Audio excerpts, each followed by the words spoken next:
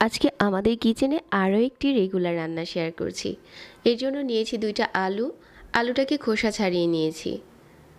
তারপর একটা গ্রেটার দিয়ে ভালো করে গ্রেট করে নিচ্ছি। গ্রেটারে যে ছোট সাইডটা আছে আমি ওটা দিয়ে গ্রেট করে নিচ্ছি, তাহলে মিহি কুচি হবে। গ্রেট করা হয়ে গেছে। এখন এই আলুগুলোকে পানি দিয়ে ভালো করে ধুয়ে নিচ্ছি। তারপর আলুটাকে একটা স্ট্রেনারে ঢেলে পানি ঝরিয়ে নিচ্ছি। আলুটা ধুয়ে নেওয়া হয়ে গেছে। এখন এই কুচি করা আলুটা একটা প্যানে নিয়ে নিচ্ছি, যে প্যানে আমি রান্না করব।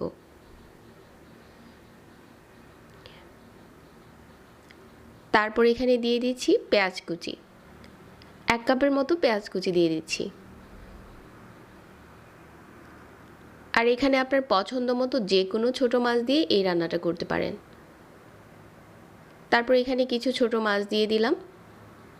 1/2 চা চামচ দিয়ে দিলাম হলুদ গুঁড়া, 1 চা চামচ দিয়ে দিলাম মরিচের গুঁড়া, 1 চা চামচ দিয়ে দিলাম ধনিয়ার গুঁড়া, 2 টেবিল চামচ দিয়ে দিলাম রান্নার তেল, স্বাদ মতো লবণ দিয়ে দিলাম। এখন সব কিছু একসাথে করে নেড়েচেড়ে মিশিয়ে নিচ্ছি।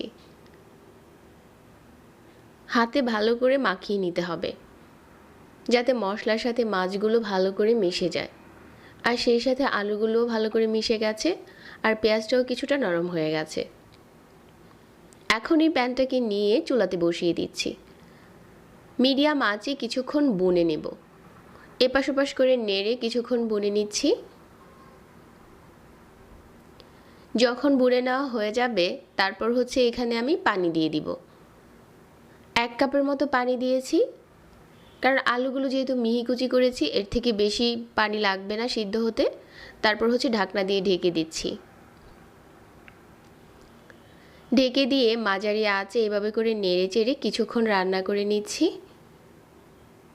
এখন পানিটা পুরোপুরি টেনে গেছে, আর আমাদের এই ছোট মাছের বোনাটা এখন রান্না করা প্রায় শেষের দিকে।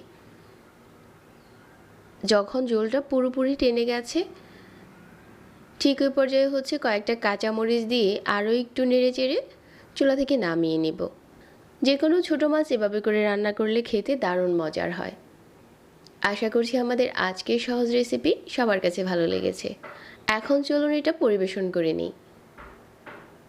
একটা ডিশে নিয়ে নেওয়ার পর আর উপরে কিছু লেবু পাতা ছড়িয়ে দিলে এই রান্নাটা খেতে অসাধারণ হয়।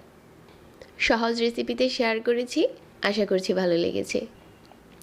এরকম আরও সহজ আর রেগুলার রান্না পেতে পেজ ফলো করবেন, আর আমাদের চ্যানেল সাবস্ক্রাইব করে রাখবেন। সবাই অনেক ভালো থাকবেন। আজকে এখানেই বিদায় নিচ্ছি।